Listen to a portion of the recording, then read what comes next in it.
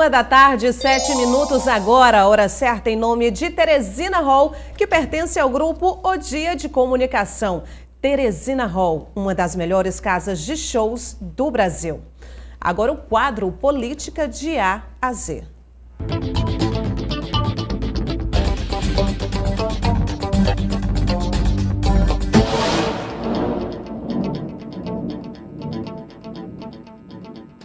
Aqui comigo no estúdio, Arimatea Azevedo, boa tarde. Boa tarde, Nádia.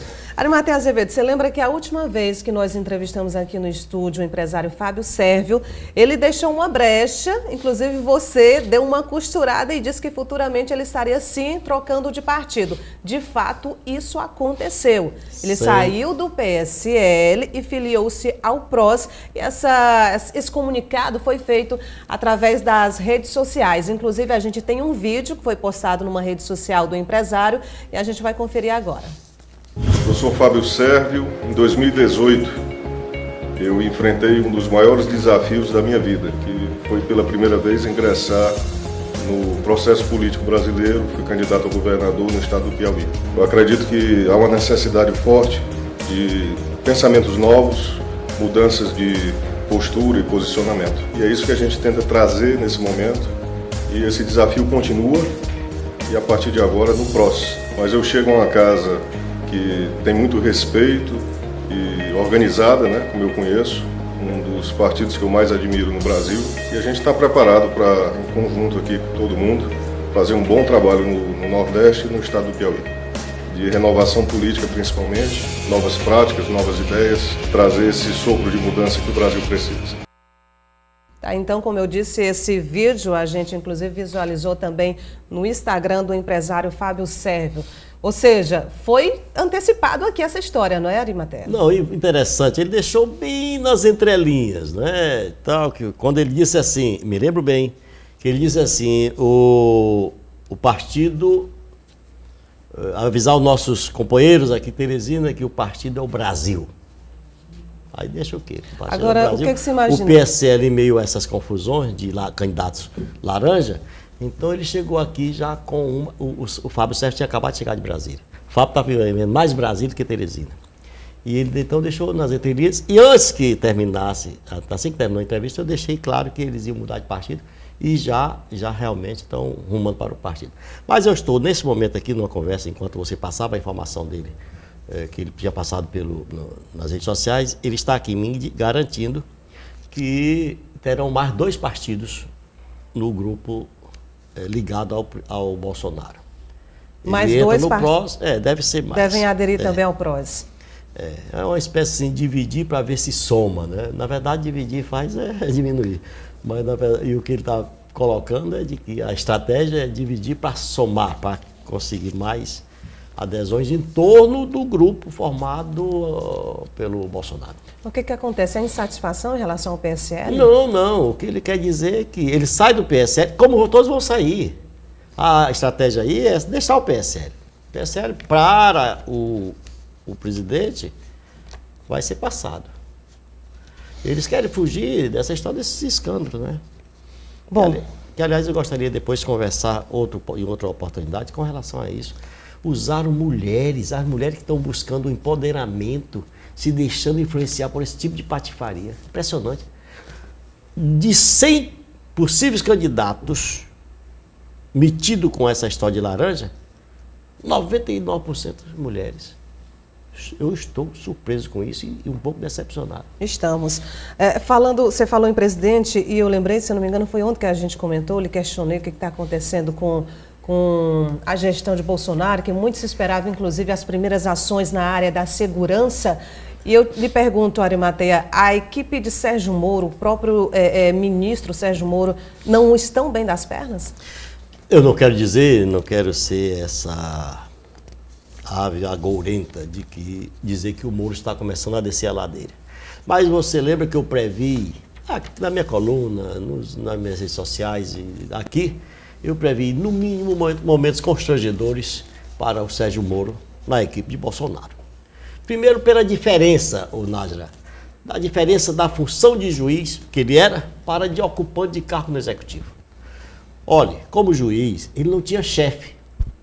podia decidir de acordo com o saber e de acordo com sua consciência, mas não tinha chefe. Ainda que suas decisões fossem revogadas por instância superior. Então ele não tinha essa história, eu não vou fazer isso porque meu chefe não gosta. E agora, ele tem chefe e obedece a toda uma correlação de forças no organograma de gestão, no organograma do governo. E o episódio da nomeação e imediata demissão da cientista política para um cargo de suplente de um conselho deu a exata dimensão de que a autoridade do ministro tem limites. E pelo que se viu e ouviu, mostra-o finalmente influenciado pelas vozes que ecoam em grupos de redes sociais. Isso deixa muito mal, somado a outros episódios que mostraram a sua fragilidade, eu diria até na questão de personalidade. Porque veja bem, quando ele era juiz, para ele, Caixa 2 era crime. E como tal, ele mandou muita gente para a cadeia. Agora, como ministro, Caixa 2 para ele já muda de classificação.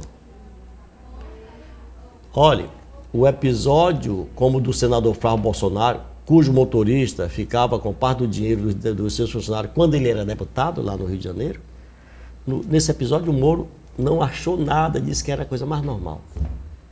E olha, enfim, eu penso que a tendência é se ver cada vez mais seu desgaste nesse cenário político. Agora, eu lembro que logo no comecinho que assumiu o Bolsonaro, ele sempre dizia: o Moro tem carta branca na minha gestão. Tem limites. E tem que obedecer ordens. A diferença é que eu estou dizendo, do juiz para o ministro.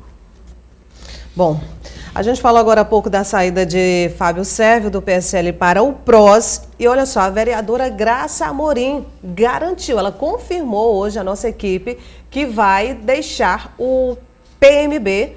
Agora, o destino político da vereadora, vamos ouvir o que ela confessou à nossa equipe.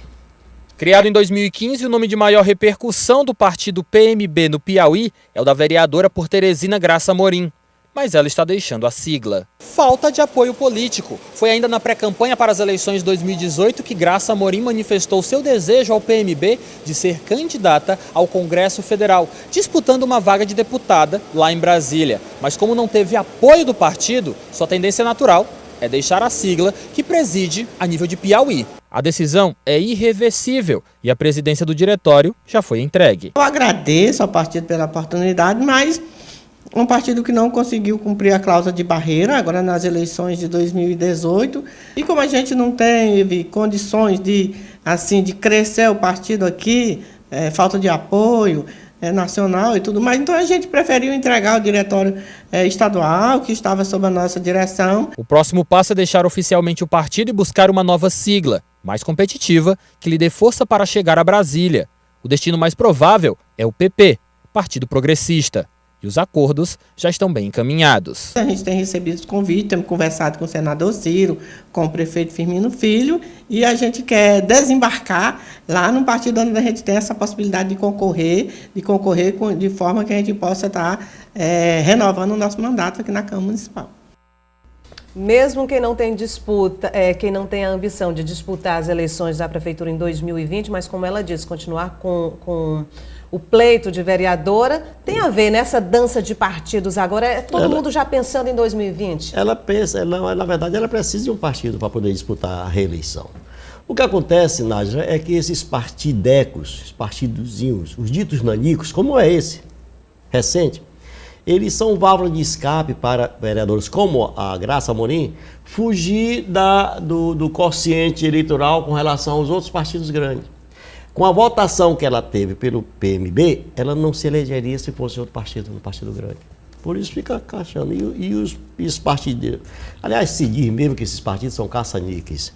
E o que acontece? Eles não conseguem cláusula de barreira, não passam, e aí a tendência é morrer. Ela citou aí a possibilidade de ir para o PP. O que você acha? Esse PP é uma coisa interessante. Quanto mais as ameaças vêm de cima, Lava Jato, essa história para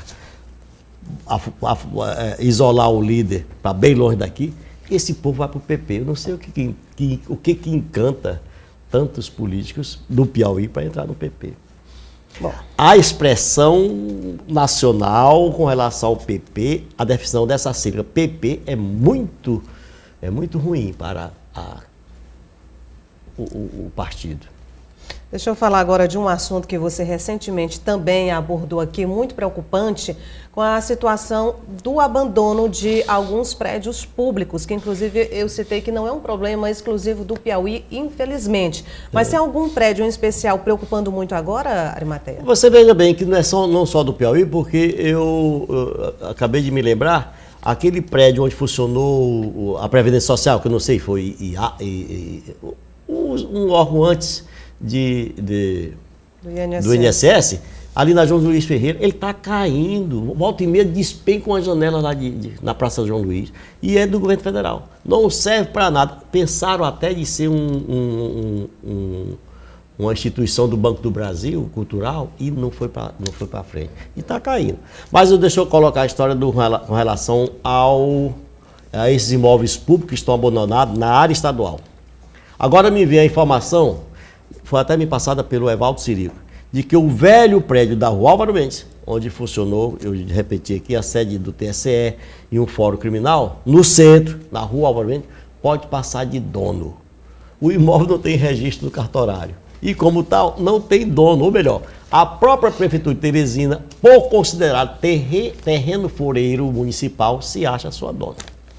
O governo atual criou um programa de desmobilização imobiliária para identificar imóveis do Estado desnecessários à sua utilização e verificar, como me explicou o Evaldo Sirico, qual o potencial desse imóvel para vender, ceder ou fazer alguma coisa. Enquanto isso, o caso do velho prédio da Frei Serafim está entre as duas procuradorias, a do município e a do Estado, para saber de quem realmente a quem ele pertence. Esse prédio da João Luiz é o antigo INPS? Exatamente, pronto, INSS e INPS, é o antigo INPS. Está caindo pelas tabelas. Faz medo até passar perto aí na situação dessa, passar pela calçada. Arimateia, reforma administrativa do Executivo Estadual. O governador Wellington Dias voltou atrás, mexeu na mensagem de número 6, onde muitas categorias, inclusive, se manifestaram na própria Assembleia Legislativa. Agora, esse voltar atrás do governador significa, de fato, que esses servidores podem ter reajuste durante um ano? Não. Ele mesmo, segundo, eu queria até o jornal o dia de hoje, na manchete do jornal o dia de hoje está dizendo, ele vai tratar essa questão por decreto. O que é isso? Ele ele sai da confusão lá da Assembleia, tira a proposta de lá, os deputados vão se ater a outros itens da proposta de reforma e vai decidir se dá ou não dá aumento por decreto. Quer dizer, vai prolongar aí a confusão.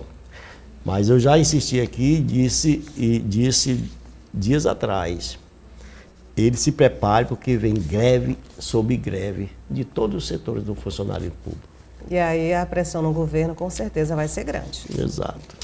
Arimateia, ontem você falou também da questão do assalto de duas delegadas, levaram os celulares, se eu não me engano você disse que elas estavam num restaurante aqui em Teresina. E eu inclusive estava lembrando que eu mesma sigo algumas delegadas nas minhas redes sociais, delegadas bem famosas, inclusive por ter uma excelente atuação aqui no estado, com reconhecimento e tudo. Agora, parece que, digamos, pessoas de má fé é que estão gostando da aparição dessas delegadas nas redes sociais? Não, eu nem vi nada sobre as delegadas nas redes sociais. Eu apenas me ative a informar que, fazendo mais ou menos aquela história que nós sempre dizemos, em que a cidade está entregue aos bandidos. E eu só me chama a atenção, foi um comentário, eu não sei se esse comentário está nas redes sociais, eu sei que ele me passou, é do advogado Albejane Lima.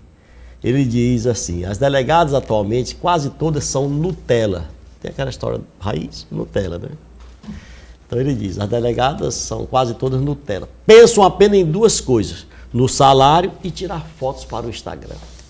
E completa. A finalidade da função foi deixada de lado. E pelo jeito a bandidagem já percebeu isso também.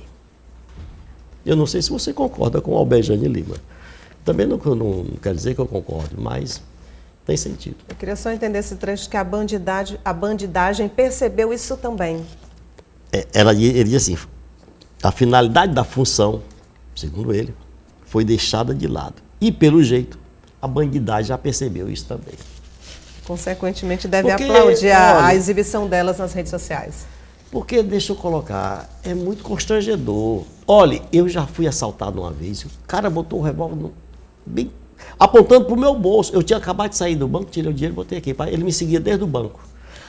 Eu quero até chamar a atenção, aquela agência do Banco do Brasil, na São Cristóvão, é uma agência abandonada, não tem ninguém. E aliás, cercada por muita gente ali fora que vende isso, vende aquilo, e quem sabe os bandidos infiltrados ali, observando tudo. Eu tirei um dinheiro lá, fui sair para ir para o supermercado, ele me encontrou no meio e apontou o dinheiro, já apontou o revólver voltando para o bolso.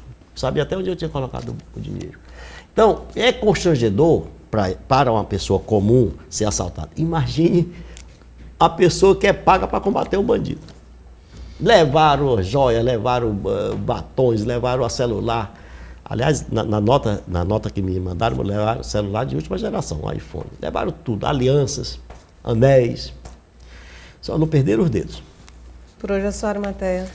Até depois do carnaval? Amanhã, segunda-feira? Queria amanhecer em Milão nesse sábado. Oh, coisa sabe? boa, hein? Então até quarta-feira. Vamos ver. Se for para Milão, avise a gente. Vamos ver. Bom carnaval para você. Um abraço. No próximo bloco, a estratégia da equipe do Altos para o jogo de amanhã contra o Bahia pela Copa do Nordeste.